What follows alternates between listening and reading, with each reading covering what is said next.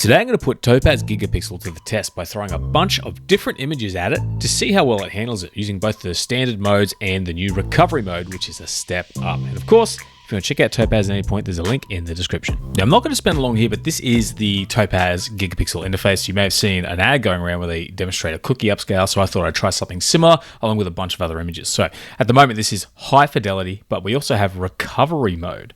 Of course, there are also some basic settings here, and including face recovery, which I have used on some of these images. But you can see here already the big difference from one to the other. Now, recovery mode is a little bit more full on. I click on recovery mode. It's not designed for large images, but I can still take a section like this choc chip cookie, sort of like choc chip bit, and it generates a preview. And as you can see already, that looks pretty good. I compare it to the original, big step up in quality. But here's the thing, recovery mode takes a lot longer to process, even on my computer, which is relatively new and powerful. But this is Topaz's top upscaler right now, and I think that Topaz is the best on the market, in my opinion. So let's upscale all these images and jump into the comparisons. So this is the original cookie image, and I've upscaled it by 6 using the high fidelity profile. Now you can't see much here, but if I swing this across, we get the new version on the right. Now, we're not zoomed in, so it's very hard to see the difference. So I'm going to zoom in a bit closer, and you can see we have the slider here. As I drag it across, we're up very close. You can see how much detail has been added. So as you can see, we're zoomed in again, and already you can see a big difference here. Now this is using high fidelity, and by moving the slider, you can just see how much this particular choc chip, which we've pretty much already seen, upscales. And for this particular angle, we can see the edge of the cookie and some of that crumbly bit there. You can see what we had before, and the way it's converted some of that underneath. So this is the standard upscale using high fidelity, but what happens when we switch to recovery mode? Before I actually zoom in, I've noticed already, you can see the difference zoomed out here, and I'm going to zoom in closer in a sec, but straight away, just looking at the detail of these choc chips and that there, it really adds a hell of a lot to that image. You can see the original, and check out the amount of detail and texture is added to every part of this image. So this has all been created using AI. I bring it back. This is what it was working with, and this is what recovery mode was able to create for us. It even has that cookie looking embedded inside the dough. If I come down a bit, we can look over here and just see those little edges.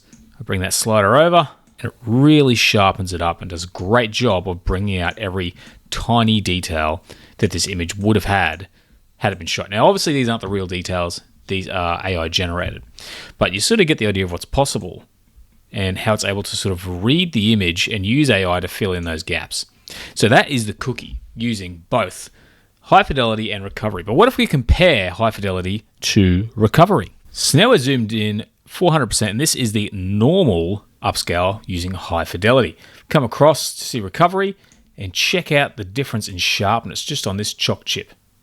The texture, it's kind of gone from what looks like a softer image to a very detailed image down to the little crust around the actual choc chip. It's really done a fantastic job. If I keep it going, you can see how this dough looks kind of soft, and now it looks like a proper hard cookie surface. So I thought it was cool to start with that because a lot of people, I think, have been calling out that cookie video, saying it's fake. But you can see when using recovery mode, you get a really excellent result with Topaz Gigapixel. So now we're going to put a bunch of different images to the test, and I really want to explore how good Topaz Gigapixel handles these images, both with the recovery mode and also the face recovery option, just to see what we can get out of these different images. Next, we have this Cornholio image, which I created a few years ago just for a bit of fun, and it's upscaled again, 6x, and again, we can't really see from here, but let's zoom in on some of this detail. Already at 200%, this is the image, starting to look a bit fuzzy. We bring that across and we can see how much of that noise has been introduced effectively, and it's sharpened up those edges. So straight away, a big difference. But if I zoom in a bit further, we have this mouth area here, very fuzzy. Drag this across. Look how sharp that outline has become. This is also using the high fidelity setting. Now, I didn't do a recovery mode on this one. I thought this was pretty good as it is, and it's actually, and I don't think it needs any further quality. Being artwork, this particular image I thought was pretty good using high fidelity, just as it is. Next, we have this image of a deer, which has also been upscaled using high fidelity, but this is the original. We've upscaled it by 6. So you can see some of the detail here is a little bit pixelated. If I drag this across, check out the eye for one, how crisp that reflection is and how good the fur is. This is also just using high fidelity, and I do have a recovery one to check after this, but it's done a great job with the whiskers. It's not perfect, but it's pretty good, especially around these areas with the fur. But I want to zoom in on that eye a bit. There are some limitations to the platform we're using to compare these, but check out the difference between this pixelated eye, and it's actually created literally like the eyelid around, the black around the eye, and it's pretty pixelated there. But that is a really awesome result. But what happens when we compare the original to the recovery image? Now this one is really impressive. The fur has turned out a little bit different. The eye is super sharp, but check out the whiskers down the left over here. Each one like an individual little piece of hair lit by the sun. This is an excellent upscale. Now again, if I zoom in, this is the information that we have. This is the upscale. That looks like it's actually part of the image. But if you look over at the eye, it's pretty good. But to be honest, I was more impressed with high fidelity on the eye. But there's no reason you can't simply upscale both and sort of combine the elements you like in Photoshop afterwards. But let's compare high fidelity to recovery. So this is our high fidelity image, and on the right is our recovery mode image. Now, having zoomed out a little bit, the recovery eye looks much sharper. So for viewing from a distance, I think recovery mode is actually far superior on the eye, despite what I thought. Everything looks a lot softer. It still looks pretty good, but especially this here, you can see some weird artifacts, but we come across recovery mode really fixes those up. We have the eye from high fidelity to recovery. And although the fur seems less natural up close, it translates better from a distance. I move over to say the mouth and nose, and although that's a little out of focus, we check out little whiskers around here. Big difference. This looks like it's actually the original photo. In my opinion, if you showed me that, I probably would not think it was an AI upscale, but it is. It's absolutely incredible. Here's something that's completely different. It's a screenshot from a 1980s Transformers episode. It's about 600 pixels by 321 pixels and is very sort of blurry, choppy, but what you'd expect from a screen capture from an old TV show. Now, I've used the low resolution model here, not high fidelity for once, and check out the difference in sharpness. But the problem is it can't guess some of the detail. But most of the image gets really sharpened up. We check out the details here on Optimus Prime, and it has completely sharpened that up. There's a little bit of messiness here. The face looks pretty passable, but as far as actually upscaling an extremely low resolution, low quality image, it's sharpened up a cartoon extremely well. Now, I'm not going to zoom in too much with this because what I want to do is jump into recovery mode to show you an even bigger difference. Now, I'm not suggesting you use this to upscale cartoon screenshots, but this is just a great sort of demonstration. Now, if I zoom across this time, it hasn't sharpened these up quite as much. It actually looks a little bit more natural, even though we lose some detail here. But when we get to Optimus Prime, there's less mistakes, and it's done a better job of sort of knowing its limitations, I think, here. Although we do have a little bit of a pattern showing up on the arm. But otherwise, if we zoom in around this area, so I'm zoomed right in at 400% and come across, check out the difference. That is absolutely insane for what we've given it. Optimus Prime's face, come back. We've got this here, and I do have to scroll down, move that across, and that's looking a lot better.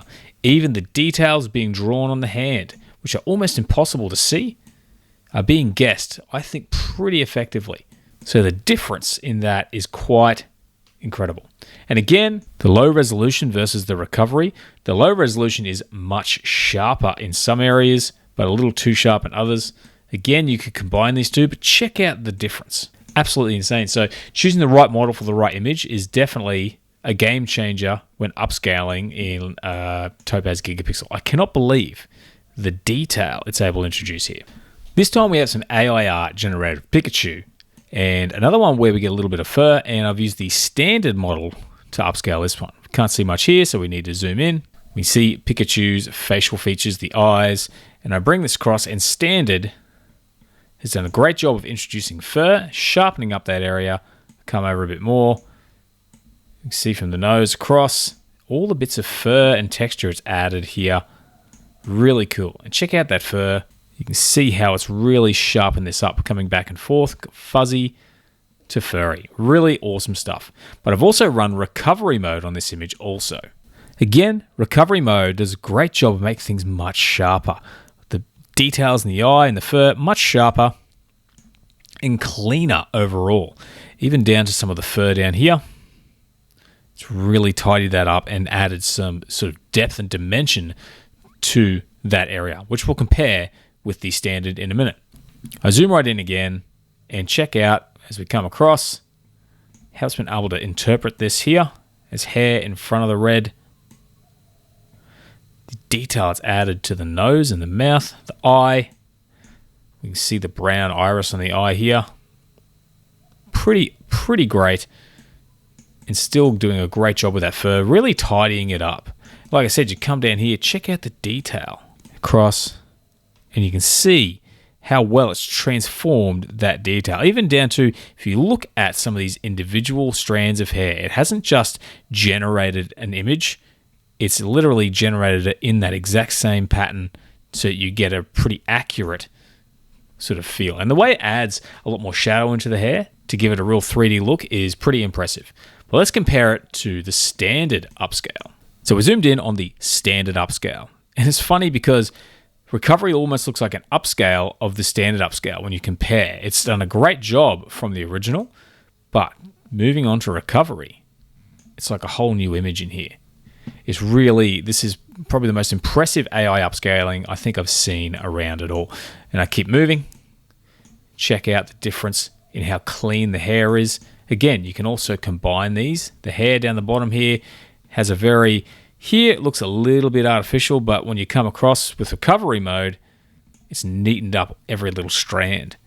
It looks absolutely fantastic. And again, we'll check out the belly section here. This is the standard upscale and the recovery mode. So this actually is pretty good as it is, but this is just next level and makes it look completely different. So that's using AI art. Let's move on to some other AI art to see how it turned out. This Midjourney image, looking a little bit sort of pixelated.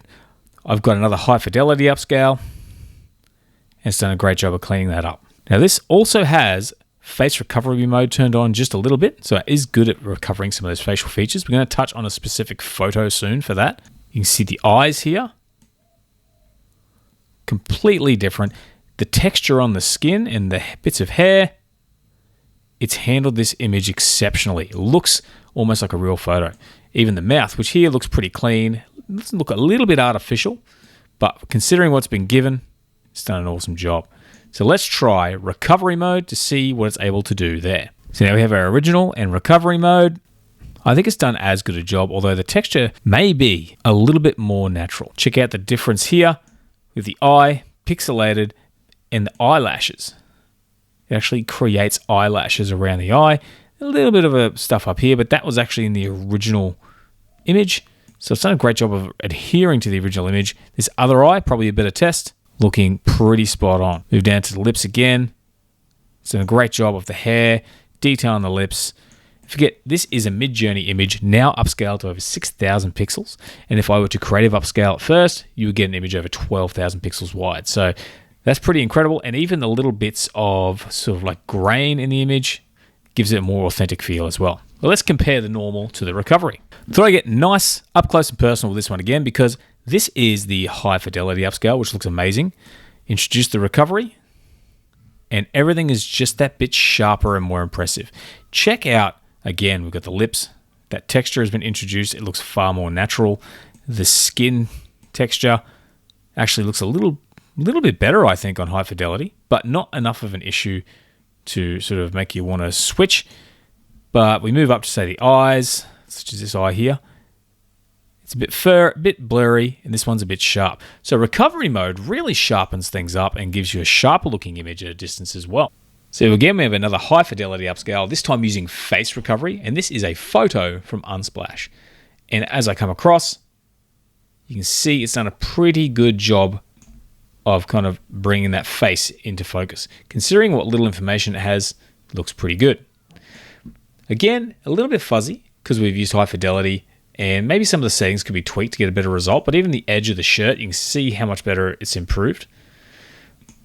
But by switching to recovery, I think things are definitely a bit sharper, but it still has a lot of trouble with this image in particular. But the face recovery does a great, if you wanted to print this image, the face recovery is great for getting it to a point where you could print it convincingly and it would look like the original person in the photo. You can see how fuzzy that face is. Even the t-shirt, check out the detail on the shirt. Here, we keep coming across.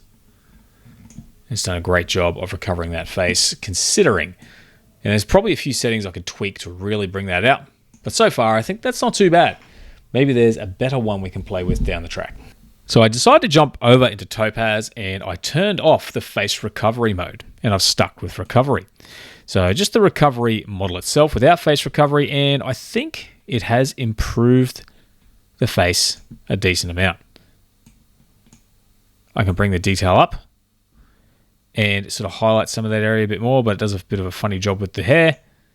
So finding that middle ground, you can do a pretty good job with the recovery mode, recovering images like this. It's very difficult to see the details of his face, but does a great job of interpreting them anyway. Next, we have this food image here, and I really want to test out the textures here.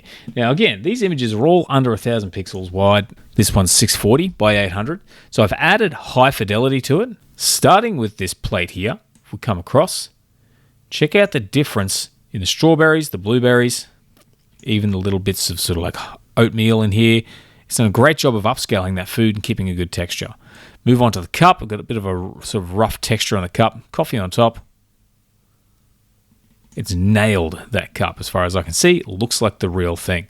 Even here, even though this is out of focus, it's done a great job with that also. But moving on up to this, and it's still a bit out of focus, but it's done a great job with what we get. Well, let's try recovery mode. Now this time I've decided to go straight from high fidelity to recovery, since recovery does tend to sharpen things up. And already you can see here the difference in detail and sharpness that it adds more contrast, and it definitely brings out the details a bit more in this particular bowl.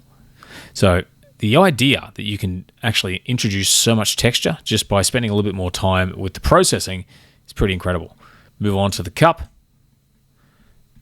and the texture is added to the cup. It's changed some of the texture in here, which I think doesn't look quite as good, but it's definitely done as good a job. I think the saucer looks a bit better with the shine, and then across, this looks a bit neater.